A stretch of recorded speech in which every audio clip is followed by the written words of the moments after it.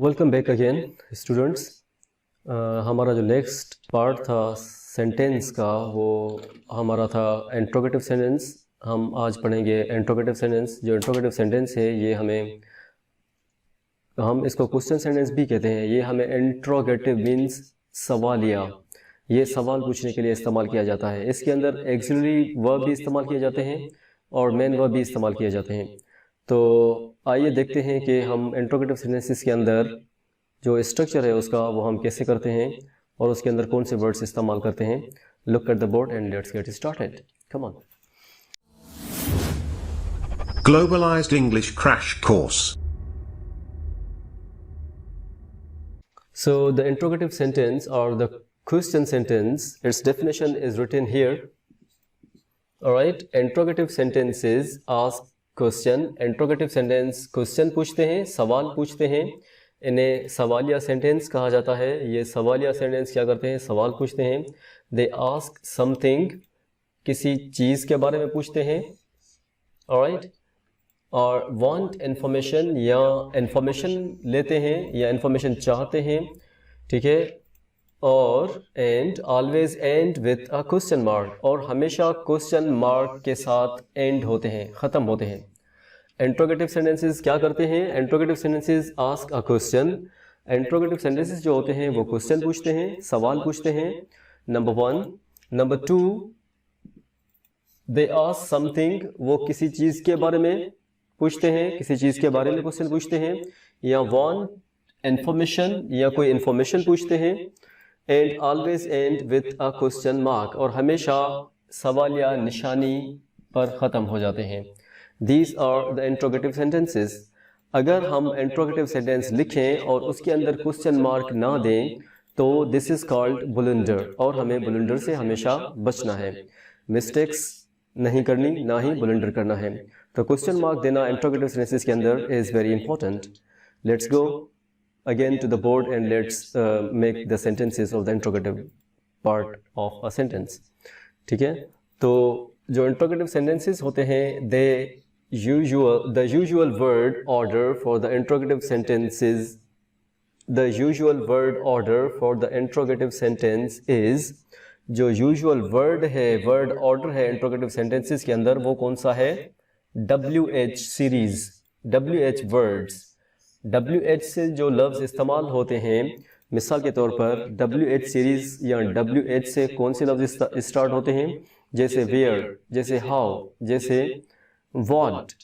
ठीक है, जो WH सीरीज़ है, जैसे व्हेन, ये जितने भी वर्ड्स हैं ये भी इसके अंदर काउंट किए जाते हैं। किसके अंदर? वर्ड ऑर्डर के अंदर। जो इंट्रोगेटिव सेंटेंसेस का वर्ड ऑर्डर है वो WH सीरीज़ है या WH वर्ड्स हैं।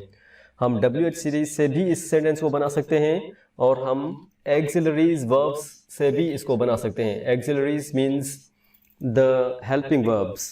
ऑलराइट, हम क्या करेंगे? हम पहले WH सीरीज़ लगाएंगे या हम एक्सिलरीज लगाएंगे, उसके बाद हम सब्जेक्ट इस्तेमाल करेंगे, सब्जेक्ट के बाद वर्ब इस्तेमाल करेंगे, और एंड में हम जाकर क्या करेंगे?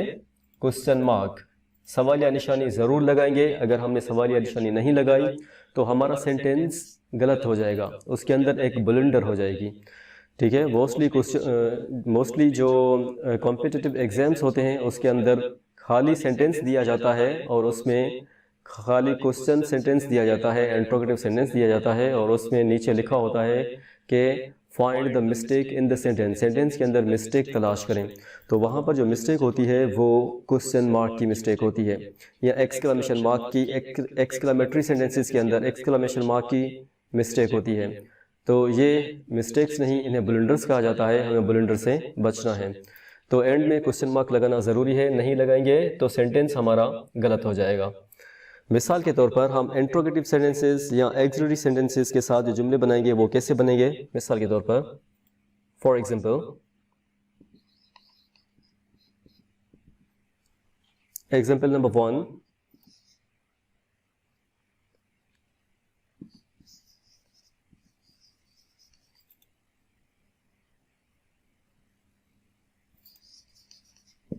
Do you like coffee?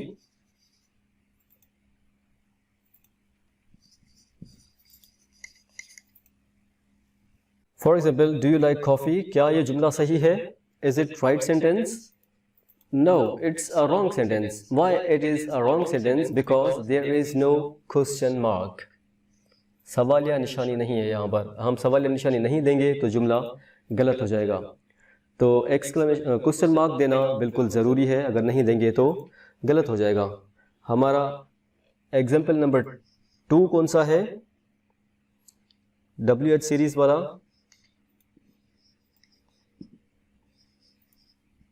What do you want? आप क्या चाहते हैं? ठीक है, यहाँ पर भी हमने जो मिस्टेक की है, जो ब्लंडर किया है, वो क्वेश्चन मार्क ना देने वाला किया है। क्वेश्चन मार्क देना ज़रूरी है। तीसरा जो हमारा एग्जाम्पल है वो है नंबर 3।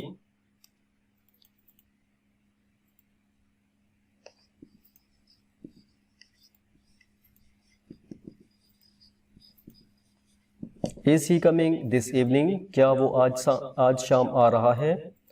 क्या वो आज शाम आ रहा है? तो यहाँ पर भी क्वेश्चन मार्क देना ज़रूरी है। This is called the interrogative sentence. These are called the interrogative sentences. इसका जो नेक्स्ट पार्ट है वो इंट्रोगेटिव एंड नेगेटिव दोनों के अंदर इस्तेमाल किया जाता है, जो कॉन्ट्रैक्शंस के अंदर इस्तेमाल किया जाता है। ठीक है, वो कौन सा है? कॉन्ट्रैक्शन के अंदर इस्तेमाल करने वाला पार्ट कौन सा है इंट्रोगेटिव सेंटेंसेस का? कॉन्ट्रैक्शंस। कौन सा है? कॉन्ट्रैक्शंस का जो पार्ट है वो है, जैसे पहला लफ्ज़ लिखा हुआ है, पहला सेंटेंस लिखा हुआ है डू यू लाइक कॉफ़ी, तो पहला जो सेंटेंस लिखा हुआ है वो कौन सा है?